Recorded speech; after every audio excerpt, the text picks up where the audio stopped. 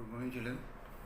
आज हम class 12 sociology के पीरियड में आज हम सेकंड बुक शुरू करेंगे। इसका नाम है भारतीय समाज। ये बुक मैं आज शुरू करूँगा, इसका पहला लेसन आज शुरू करूँगा। और जो मैं अभी तक आप लोगों को पढ़ा रहा था अप्रैल से, वो भारत में सामाजिक परिवर्तन एवं विकास, ये वाला पार्ट था। ये बुक पूरी हो गई है। लेसन नंबर 1 to 8, इसमें 8 लेसन हैं और ये 8 लेसन मैं पूरे कर चुका हूँ। इसमें अंतिम लेसन था सामाजिक आंदोलन, और यही बुक आपके हाफ ईयरली एग्ज़ाम में आएगी। यही बुक आपके सिलेबस में है। इसमें lesson number 1 to lesson number 8 आपके कोर्स में है। इस बुक को मैं शुरू ज़रूर कर रहा हूँ, लेकिन ये आपके हाफ ईयरली में अभी नहीं पूछी जाएगी। इससे में भी कोई सवाल आपको नहीं दिया जाएगा। आपको अभी हाफ ईयरली में इससे कोई सवाल नहीं पढ़ना है। केवल मैं आज से ये लेसन शुरू कर रहा हूँ, क्योंकि मैं ये किताब ऑलरेडी पूरी कर चुका हूँ। भारत में सामाजिक परिवर्तन एवं विकास, ये जो वो पूरी हो चुकी है। इसमें 8 लेसन थे। इसमें लेसन नंबर 1 से लेकर और लेसन नंबर 8 तक यही आपका हाफ ईयरली सिलेबस है। 12 अक्टूबर से जो आपकी हाफ ईयरली परीक्षाएँ होंगी, उसमें इसी बुक के 8 लेसन से आपको सवाल पूछे जाएंगे। इसके अलावा कोई भी सवाल आपसे बाहर से नहीं पूछा जाएगा। इस बुक से मैं आपसे कोई सवाल नहीं करूँगा। ये बुक मैं आज से आपको शुरू कर रहा हूँ, समझ गए। भारतीय समाज, ये सेकंड बुक है आपकी सोशलॉजी की।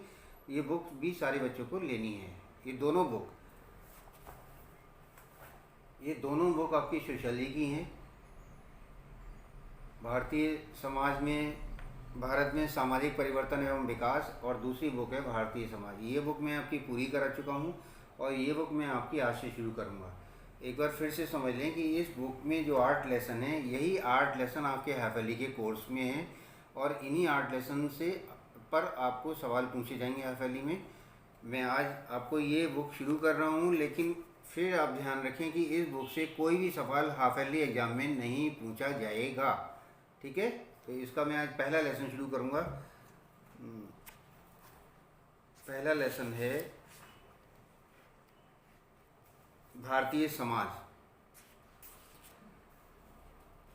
सभी को समाज के बारे में सभी जानते हैं कि समाज व्यक्ति और व्यक्तियों से मिलकर बनने वाले समूह को हम समाज कहते हैं। व्यक्तियों के एक झुंड को हम समाज कहते हैं। यह व्यक्तियों के एक की संख्या से बनकर तैयार हुए एक संगठन को हम समाज कहते हैं।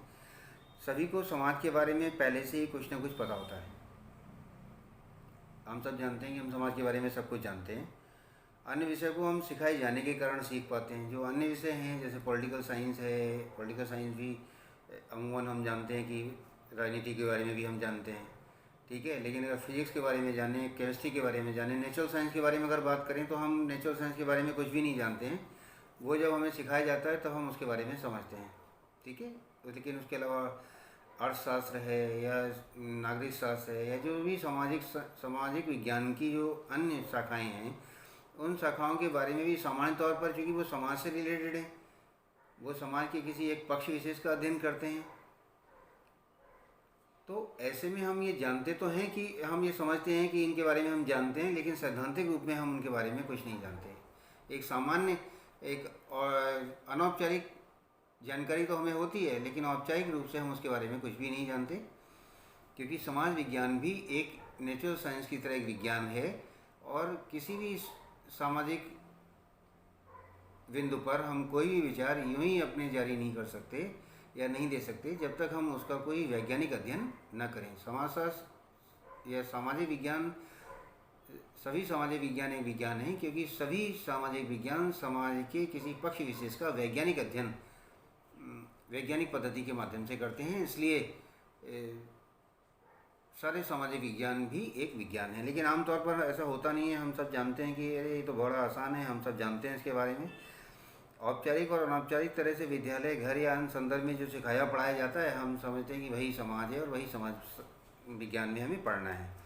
परंतु समाजशास्त्र के बारे में हमारा बहुत सारा ज्ञान सुस्पष्ट पढ़ाई के बगैर प्राप्त नहीं हुआ होता। जब तक हम इन किसी भी सामाजिक विज्ञान के किसी भी विषय को, हम यहाँ चूँकि समाजशास्त्र पढ़ रहे हैं इसलिए हम समाजशास्त्र की ही बात करेंगे, क्योंकि समाजशास्त्र के बारे में हम कोई भी चीज़ बिना पढ़े हम उसके बारे में स्पष्ट जानकारी हासिल नहीं कर सकते हैं। समाज के बारे में स्वाभाविक और अपने आप प्राप्त किया हुआ ही प्रतीत होता है। ऐसे लगता है कि हमें इसके बारे में सब जानते हैं, हमें सब मालूम है, हम इसके बारे में बता सकते हैं, लेकिन सैद्धांतिक रूप में हम उसके बारे में नहीं बता सकते हैं, क्योंकि हमने उसके बारे में कोई स्पष्ट पढ़ाई नहीं की है या कोई हमें स्पष्ट जानकारी नहीं है। और जब तक हम किसी भी बिंदु पर सामाजिक विज्ञान के या समाजशास्त्र के किसी भी हम एक विषय से संबंधित जब तक हम स्पष्ट पढ़ाई नहीं कर लेते या स्पष्ट जानकारी हासिल नहीं कर लेते या ज्ञानार्जन नहीं कर लेते, तब तक हम उसके बारे में कोई भी बात हम सैद्धांतिक रूप में नहीं कह सकते हैं। समाज के बारे में ज्ञान स्वाभाविक और अपने आप प्राप्त किया हुआ ही प्रतीत होता है, क्योंकि यह हमारे बड़े होने की प्रक्रिया का एक महत्वपूर्ण हिस्सा है।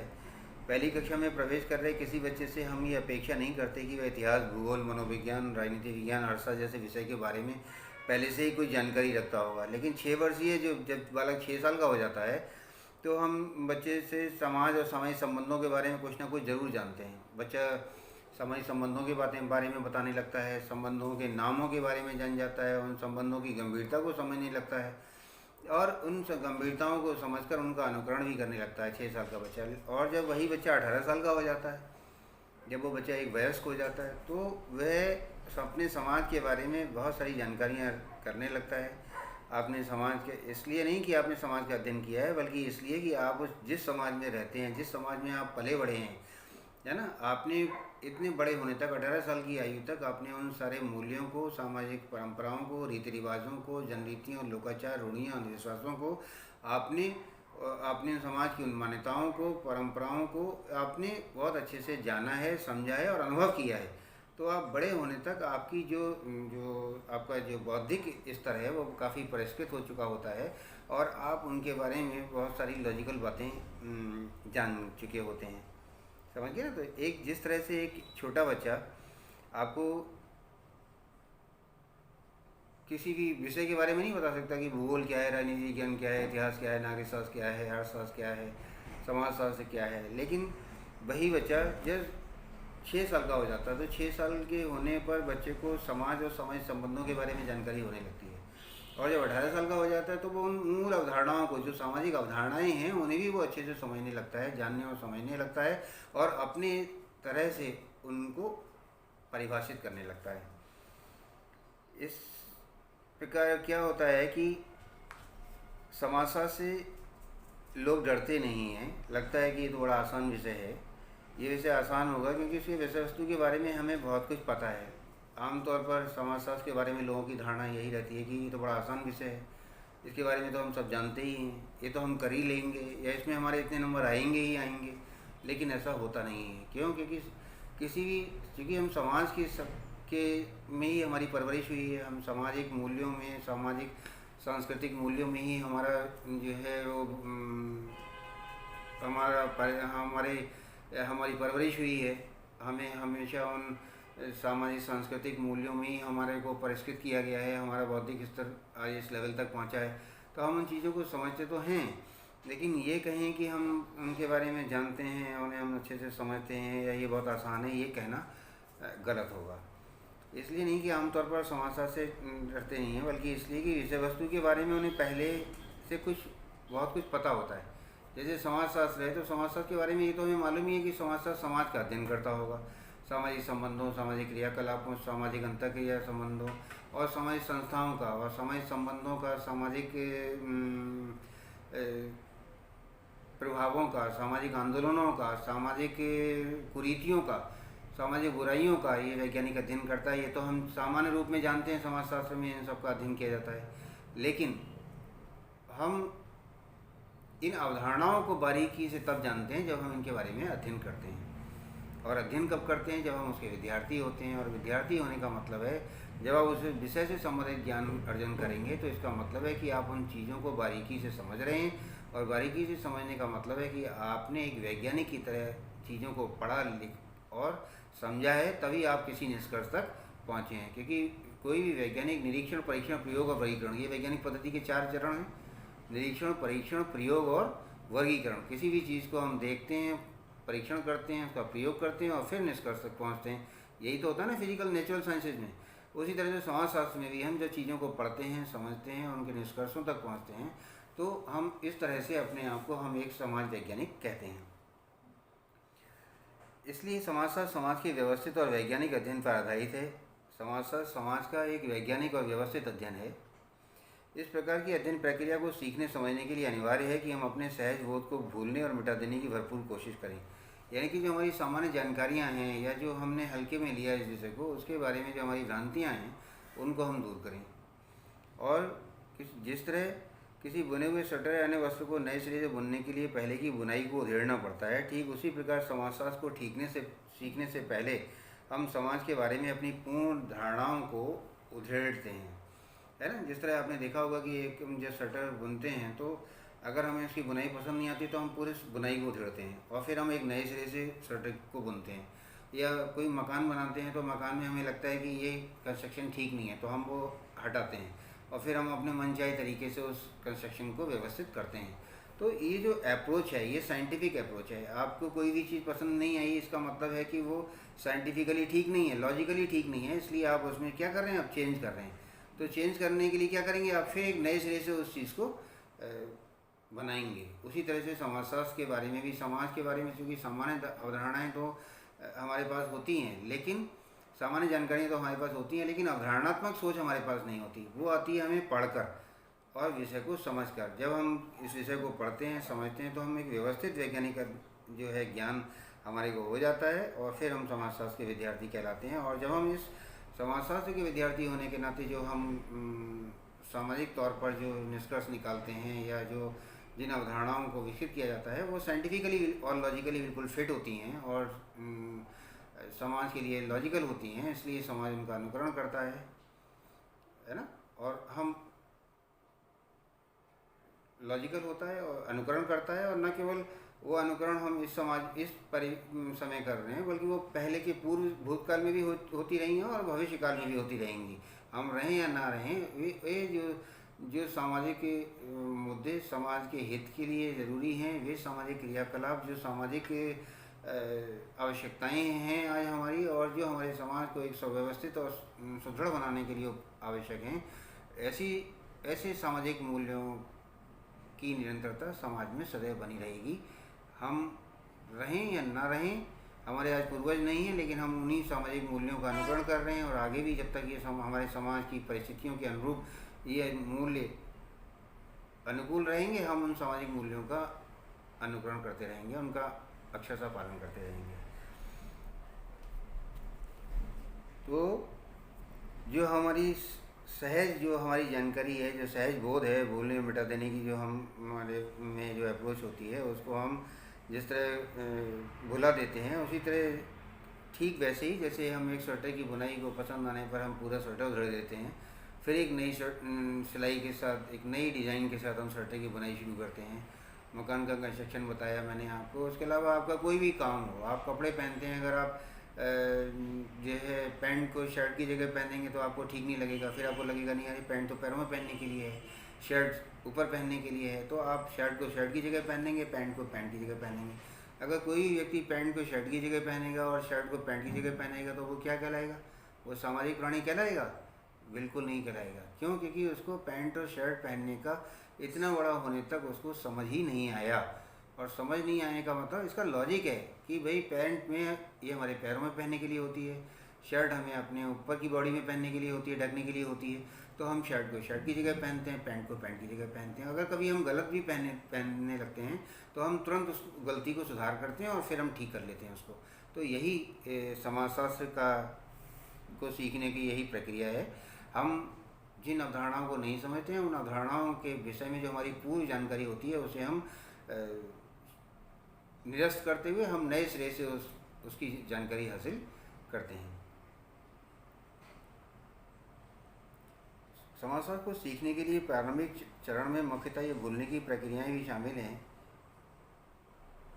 कठिनाई ये है कि अक्सर अपूर्ण एवं पूर्वाग्रह होते हैं और हमारा बिना सीखा गया ज्ञान या सहज सामान्य बोध अक्सर हमें सामाजिक वास्तविकता का केवल एक हिस्सा ही दिखलाता है। इसके अतिरिक्त ये सामान्यतः हमारे अपने सामाजिक समूह के हितों और मतों की तरफ झुका हुआ होता है।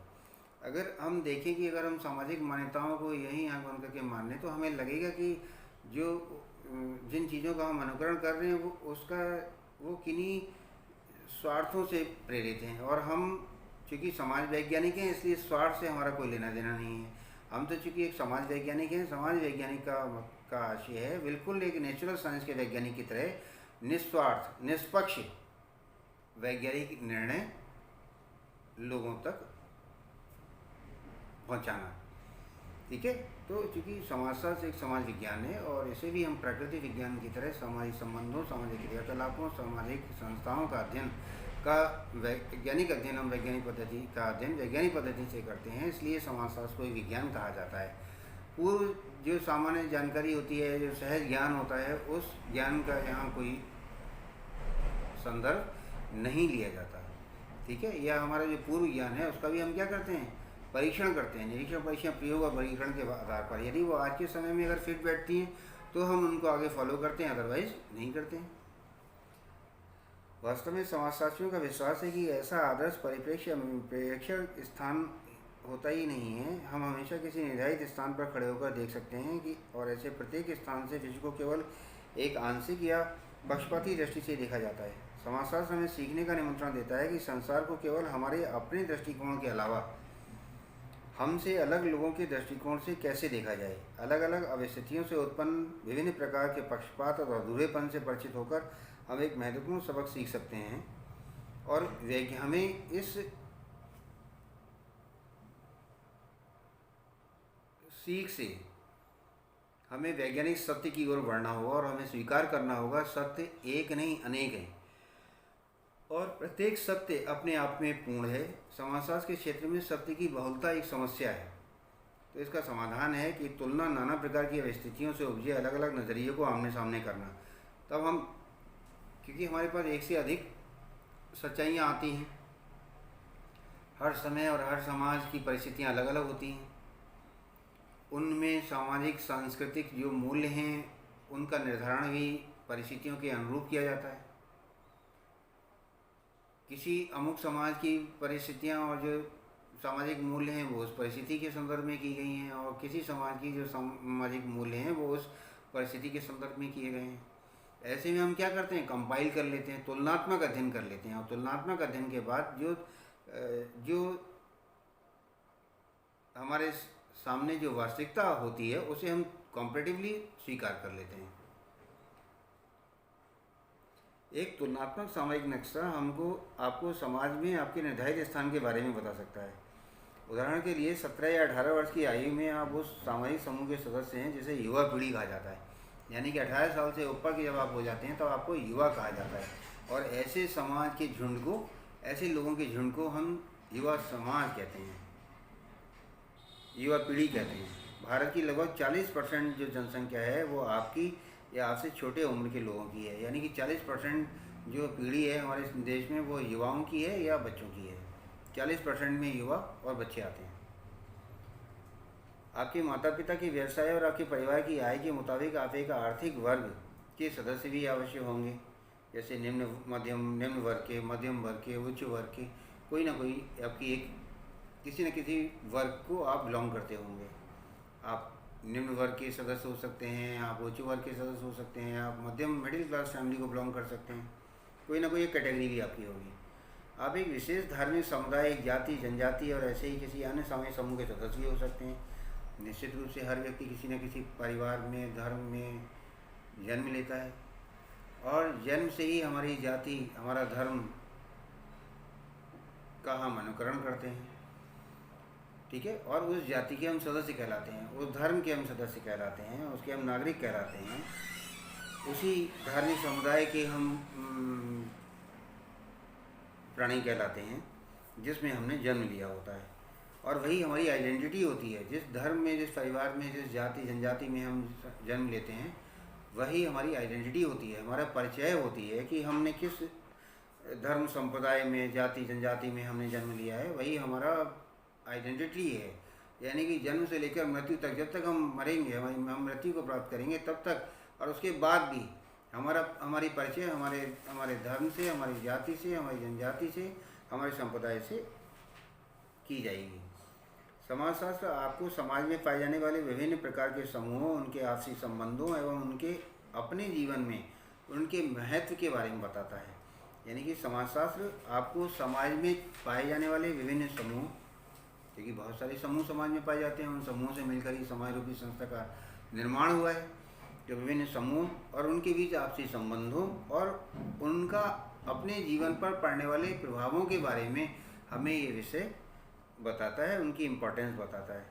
परंतु समाजशास्त्र केवल आपका या अन्य लोगों का स्थान निर्धारित करने में मदद करने और विभिन्न सामाजिक समूहों के स्थानों का वर्णन करने के अलावा और भी बहुत कुछ सिखाता है।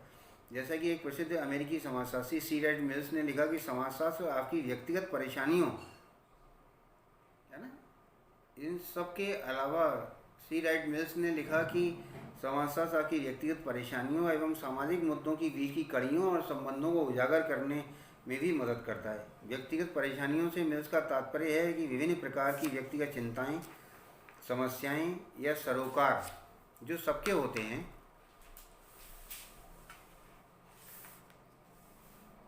उदाहरण के लिए हो सकता है कि आपके परिवार के बड़े सदस्य, आपके बड़े भाई बहन, दोस्त या साथ जो व्यवहार करते हैं उनसे आप खुश न हो।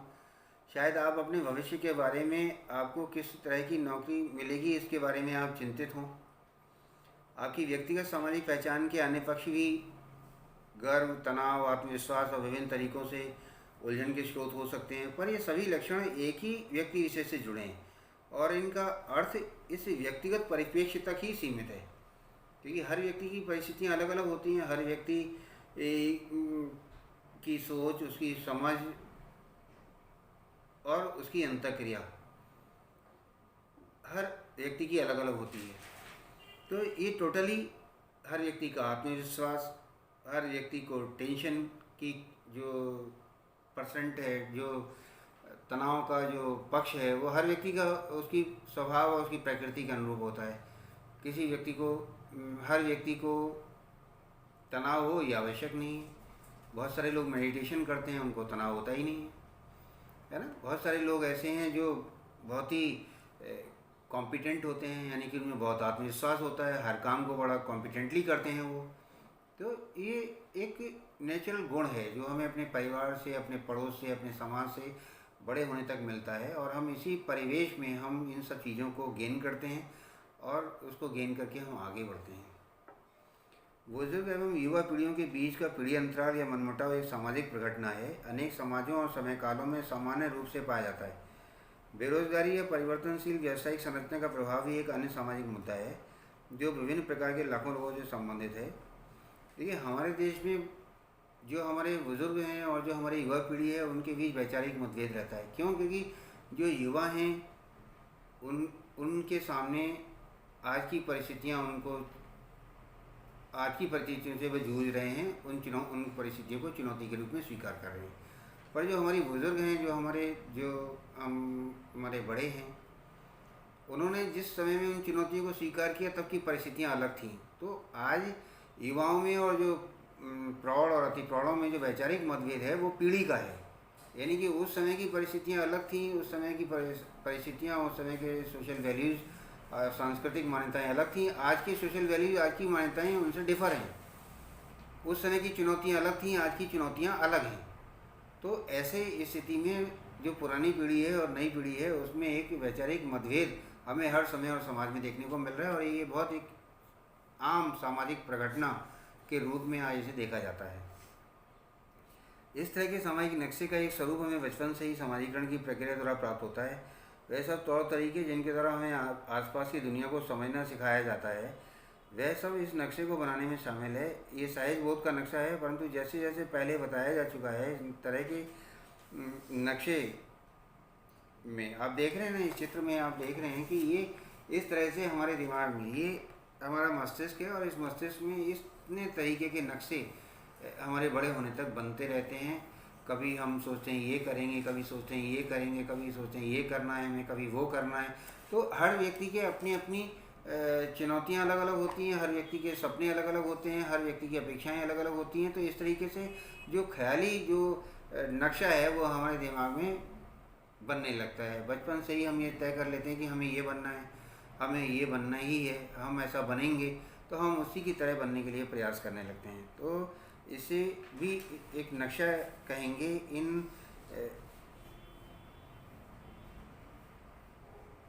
इस मनोस्थिति को हम जो है एक नक्शे की का नाम दे सकते हैं। और इस तरह के नक्शे से है वो आंशिक महत्वपूर्ण पक्षपात होने के कारण ये कभी कभी भ्रमित भी कर देते हैं। ये बिल्कुल भी हो सकता है हमारे सामान्य बोध के नक्शे के अलावा हमारे पास कोई अन्य तैयार नक्शा नहीं होता, और हमारे मस्तिष्क में केवल हमारे नक्शे के अलावा कोई दूसरा नक्शा नहीं होता। हम अपने नक्शे को ही महत्वपूर्ण मानते हैं और उसी को पूरा करने के लिए हम आगे अपने कर्मों को, अपने प्रतिभाओं को आगे ले जाते हैं। ये जो बुक है, इस बुक में आपके 7 लेसन हैं और इसको हम बिंदुवार पढ़ेंगे। पहला लेसन जनसांख्यिकी है, भारतीय जनसंख्या की जनसांख्यिकी संरचना के बारे में है। और यहाँ से हम लेसन नंबर 2 में हम यहाँ से चर्चा शुरू करेंगे। आज भारत विश्व का दूसरे सबसे बड़ा जनसंख्या वाला देश है एवं अनुमानित तौर पर कुछ दशकों में चीन को पीछे छोड़कर विश्व का सर्वाधिक जनसंख्या वाला देश बन जाएगा। तो हम वह कौन से तरीके हैं जिनके द्वारा समाजशास्त्री एवं जनसंख्याविद जनसंख्या का अध्ययन करते हैं, जनसंख्या के कौन से पक्ष सामयिक तौर पर महत्वपूर्ण हैं एवं भारतीय परिदृश्य में इन मोर्चों पर क्या हो रहा है। क्या हमारी जनसंख्या विकास में एक बाधक है या इसे विकास में किसी तरह की मदद के रूप में देखा जा सकता है। यह कुछ सवाल हैं जो इस लेसन में हम लोग पढ़ेंगे। ठीक है, तो जनसंख्या की जनसांख्यिकीय संरचना के बारे में हम पढ़ेंगे कि भारत में इसकी क्या स्थिति है, किन किन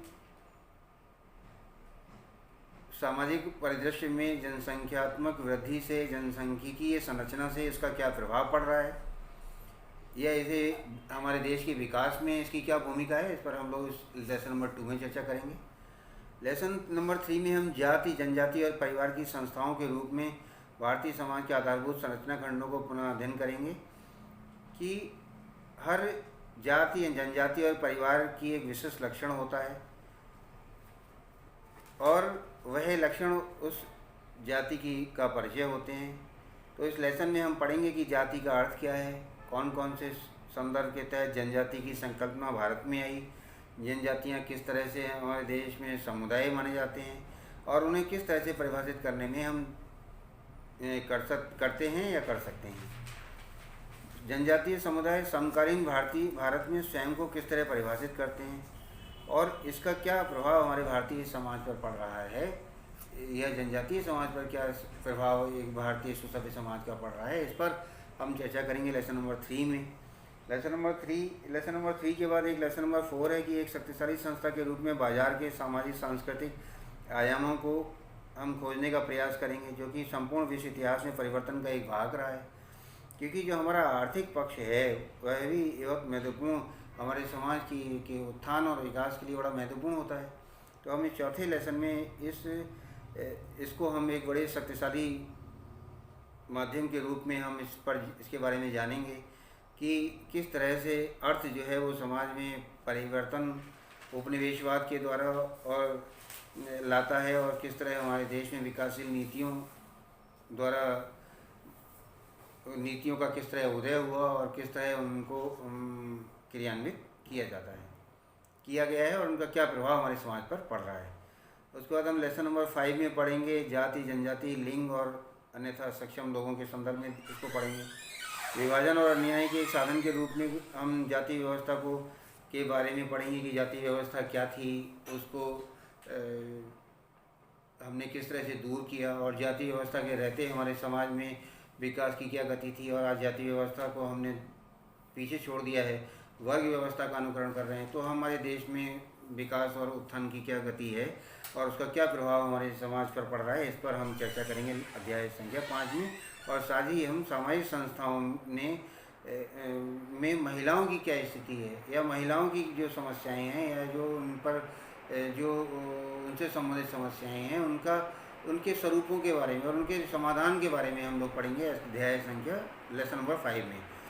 और लेसन नंबर 6 में हम पढ़ेंगे कि भारतीय समाज की असीम विविधता से उत्पन्न कठिन चुनौतियों के बारे में हम बात करेंगे। इस अध्याय में हमारे सामान्य सुविधाजनक चिंतन के तरीक़ों से बाहर आने को के बारे में हम जानेंगे कि भारत की विविधता में एकता के सुपरिचित नारों का एक जटिल पहलू भी है।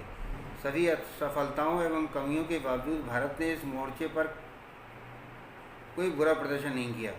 हमारी ताकत और कमजोरियां क्या रही हैं युवा वयस्क सामुदायिक संघर्ष, क्षेत्रीय और भाषाई उपराष्ट्रीयता और जातिवाद को हटाए बगैर या उनसे पूर्ण रूप से प्रभावित हुए बगैर उनका सामना कैसे करेंगे? एक राष्ट्र के रूप में हमारे सामूहिक भविष्य के लिए ये क्यों महत्वपूर्ण है? भारत में पाए जाने वाला प्रत्येक अल्पसंख्यक ये महसूस न करे कि वह सुरक्षित है या खतरे में है।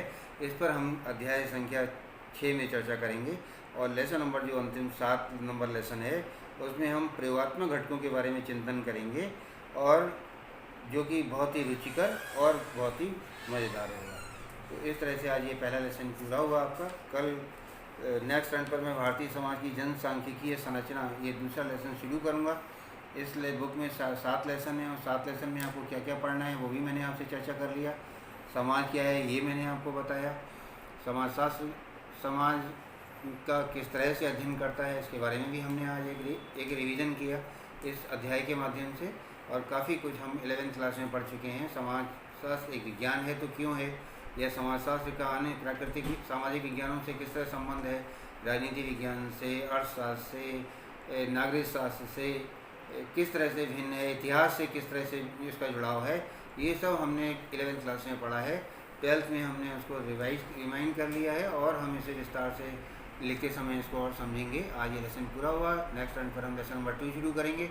चलते चलते फिर वही 3 बातें ध्यान रखेंगे। सारे बच्चे इस कोरोना संक्रमण में घर से बाहर बिल्कुल नहीं जाएंगे। घर से बाहर निकलेंगे तो मास्क ज़रूर पहनेंगे। बहुत आवश्यकता होने पर ही घर से बाहर निकलेंगे। अधिक से अधिक अपने हाथों को साबुन से धोएंगे। सोशल डिस्टेंसिंग को फॉलो करेंगे, और इस तरह से आप अपना और अपने परिवार के सदस्यों का ख्याल रखेंगे। स्वयं स्वस्थ रहेंगे और परिवार को भी स्वस्थ रखेंगे।